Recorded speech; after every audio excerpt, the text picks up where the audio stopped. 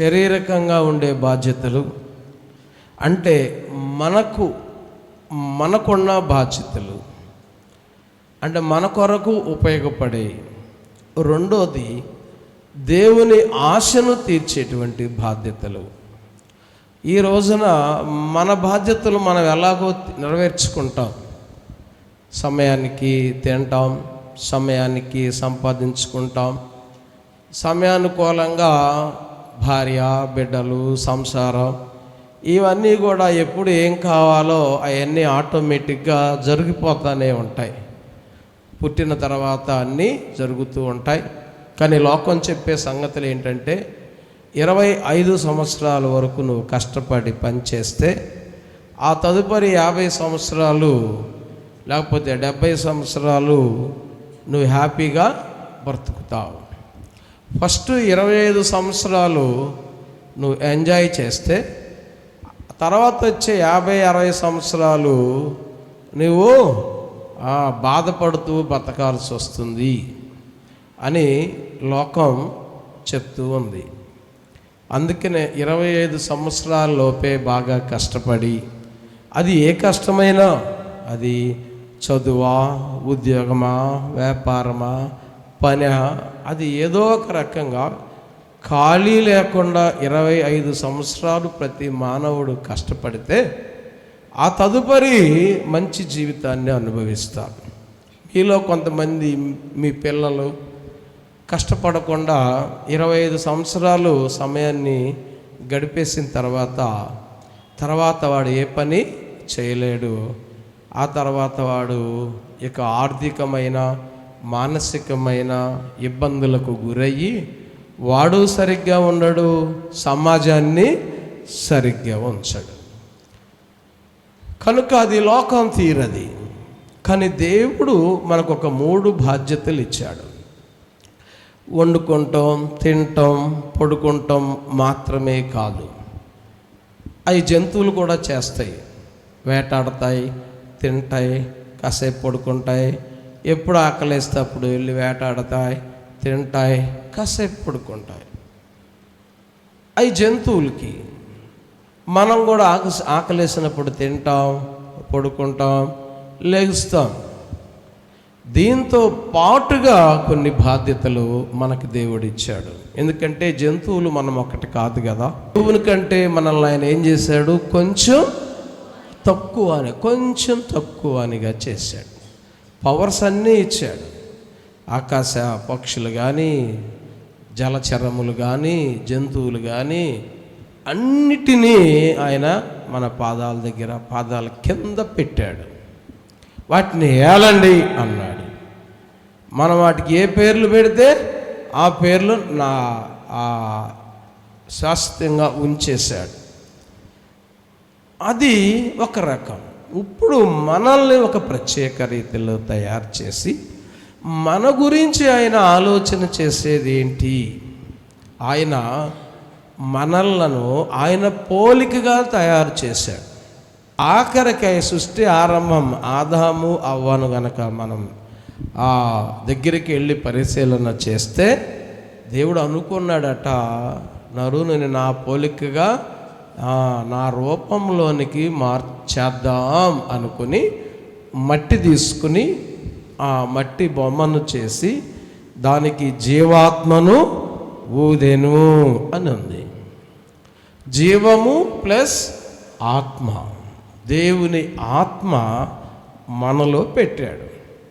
బ్రతకడానికి జీవాన్ని పెట్టాడు. మనుషులకి, జంతువులకి, పక్షులకి వీటన్నిటికీ జీవాన్ని పెట్టాడు. కానీ ఆత్మను పెట్టలేదు. మనకు మాత్రం ఆయన పోలికగా తయారు చేసి ఆయన ఆత్మను మనలో పెట్టాడు. మట్టిలో నుండి మనల్ని తీశాడు గనుక ఈ భూమిలో ఏమైతే ఉన్నాయో, భూమిలో వాటర్ ఉంది, భూమిలో హీట్ ఉంది, భూమిలో మెగ్నీషియం ఉంది, భూమిలో సోడియం ఉంది, భూమిలో రకరకాల రసాయనాలు ఉన్నాయి. అవన్నీ కూడా మనలో ఉన్నాయి. క్లియర్గా మనకు తెలుస్తుంది మట్టిలో నుండి మనల్ని దేవుడు తయారు చేశాడు. ఇది వాస్తవం. అలాగే దేవుడు మనకు జీవాత్మను ఊదాడు. ఇది వాస్తవం. జీవం ఉంది, ఆత్మ ఉంది. ఒక మేకను కోసుకు చంపి తింటే, ఒక కోడిని కోసుకుని చంపి తింటే, లేదా ఒక కుక్కను కోసుకుని చంపి తింటే పెద్దగా కేసు పెడతారా ఎవరైనా? కోడి మాంసం కొట్ల వాళ్ళ మీద కేసు పెడతారా? పెట్టరు. ఎందుకని? మరి అది ప్రాణమేగా, అది ప్రాణేగా. పెట్టరు. ఎందుకనంటే దానికి ప్రాణం మాత్రమే ఉంది. మనిషిని కోసుకున్నారనుకో, మనిషిని చంపారనుకో, మనిషిని కొట్టారనుకో, ఏం చేస్తారు? వెళ్ళి కేసు పెడతారు. ఎందుకని? మనిషికి ఏముంది? ఆత్మ, దేవుని ఆత్మ. చాలా విలువైనటువంటి మనుషులు మనం. ఆయన ఆత్మ ద్వారా మనల్ని ఒక ఉన్నతమైన స్థితిలో దేవుడు మనకిచ్చాడు. ఇప్పుడు ఆ విధంగా మనల్ని తయారు చేసి వాటన్నిటినీ కోసుకు తిను, మంచిదే. కానీ మనిషికి ఒక వాల్యూ ఇచ్చాడు. దేవుని ఆత్మ మనలో ఉంచి 3 పనులు చేయి నువ్వు, నేను నిన్ను సృష్టించినందుకు. ఆ తర్వాత ఆదాము అవ్వ చేసిన పాపం వలన, అవిధేయత వలన ఆ శాపాన్ని మనం కొని తెచ్చుకున్నాం. వాళ్ళు చేసినటువంటి పాపిష్టి పని వలన ఈ రోజున మానవ జాతి అంతటికి కూడా శాపం వచ్చింది. ఆ శాపమే మగవాడు కష్టపడి చెమటోడ్చి తన కుటుంబాన్ని పోషిస్తాడు. ఆడవాళ్ళు ప్రయాసపడి శ్రమపడి ప్రసవ వేదన అనుభవించి పిల్లలను కంటారు. దేవుడిచ్చిన శాపం అది. కొన్నిసార్లు అంత ప్రమాదం. అందుకే ఒక బిడ్డకు జన్మించడం అంటే తల్లి మరో జన్మ ఎత్తినట్లే అంటారు మన పెద్దలు. అది శాపం. కనుక ప్రియమైన దేవుని బిడ్డలారా, ఆ బిడ్డలను తల్లిని పోషించడానికి భర్త చెమటోడ్చి కష్టపడాలి. అది శాపం, వాళ్ళు చేసుకున్న కర్మ. అప్పుడు వరకు అది కర్మ పాపం అంటారు. అప్పుడు వరకు వాళ్ళు హ్యాపీగా బతికేవాళ్ళు. సాతాను మాట ఎప్పుడైతే విన్నారో వాళ్ళు ఆ విధంగా చేయబడ్డారు. ఇప్పుడు ఆ పాపము ద్వారా మనం దేవునికి దూరమయ్యాం. ఆ శాపం ద్వారా దేవునికి దూరమైన మనల్ని దేవుడు ఏం చేయాలనుకున్నాడంటే మరలా నేను దగ్గరికి తీసుకోవాలి. నేనుండే స్థలంలోకి నా బిడ్డలను తీసుకుని పోవాలి. నా బిడ్డలను తీసుకుని పోవాలంటే వాళ్ళలో నేను పెట్టిన ఆత్మ మలినమైపోయింది. వాళ్ళు చేసినటువంటి జన్మ పాపం, కర్మ పాపం, పాపిష్టి పనుల చేత వారిలో ఉన్న ఆత్మ మలినమైపోయింది. ఈ మలినమైపోయిన ఈ ఆత్మను శుభ్రం చేయబడితేనే వీళ్ళు పరలోక రాజ్యములో శుభ్రంగా ఉన్న శుద్ధంగా ఉన్న నా దగ్గరికి రావడానికి యోగ్యులు కారు అని ఆలోచన చేసి ఒక 3 నియమాలు, 3 బాధ్యతలు దేవుడు మనకు పెట్టాడు.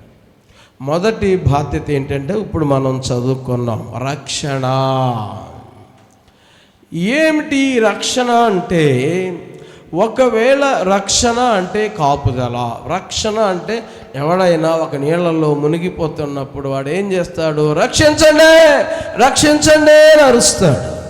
అగ్నిలో వాడు చిక్కుపోయినప్పుడు అగ్నిలో నుండి నన్ను రక్షించండి, రక్షించండి అని అరుస్తాడు.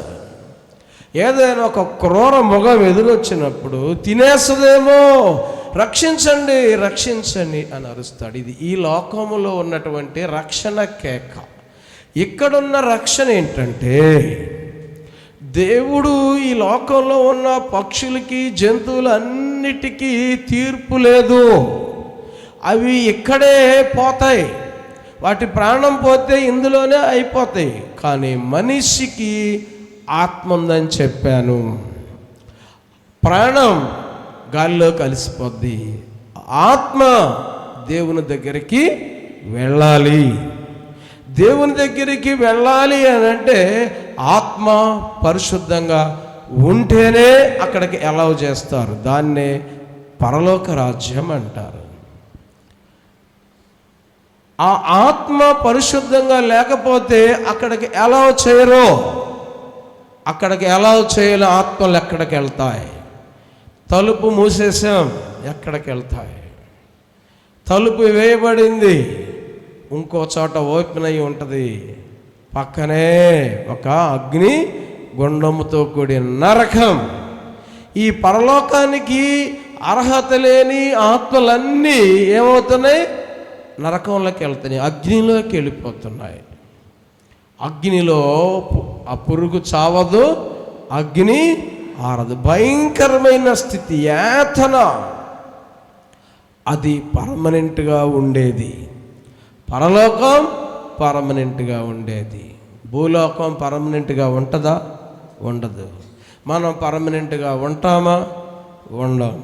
మనం ఎంత సంపాదించినా ఏదో ఒక రోజున ఇక్కడి నుంచి వెళ్ళిపోవడమే. ఎవరు ఇక్కడ ఉండరు. అప్పుడు దేవుని దగ్గరికి వెళ్ళిపోవడం, పరలోక రాజ్యంలోనికి. అది పర్మనెంట్గా ఉండే ప్లేస్. ఆ ప్లేస్కి వెళ్ళటానికి నీకు తలుపు వేయబడింది అనుకో, అక్కడి నుంచి ఎక్కడికి పోతావంటే నరకంలోనికి వెళ్ళిపోతావు. అక్కడ అగ్ని ఆరదు, పురుగు చావదు. అది పర్మనెంట్గా ఉంటుంది. కానీ దేవుడు మన యొద్ద నుండి కోరుకునే మొట్టమొదటి విషయం ఏంటంటే, ఆ అగ్నిలోనికి పోకుండా, ఆ నరకంలోనికి పోకుండా నువ్వు రక్షణ పొంది దేవునికి ప్రార్థన చేయాలి. హల్లెలూయా, హల్లెలూయా. అది బాధ్యత. 17:31 అనుకుంటాను. ఆ అజ్ఞాన కాలములో, అపోస్తుల కార్యం, ఆ అజ్ఞాన కాలములో దేవుడు మనుషులను చూచి చూడనట్లు ఊరుకున్నాడు. ఇప్పుడైతే అంతటను అందరూ మారు మనసు పొందాలి, రక్షణ పొందాలని దేవుడు ఆజ్ఞాపించుచున్నాడు. మన ఇష్టం వచ్చినట్టుగా చేయడానికి కుదరదు. నువ్వింకా మొండికేసి లోకాన్ని ప్రేమించి, లోకాశలను ప్రేమించి లోకంతోనే ఉంటానంటే కుదిరే పని కాదు. నీవు రక్షణ పొందాలి, దేవుని నామములో ప్రార్థన చేయాలి. ఆయన వచ్చే వరకు రక్షణను కాచుకోవాలి, కాపాడుకోవాలి. అది ఆజ్ఞ. కుదరదు, చాయిస్ లేదు.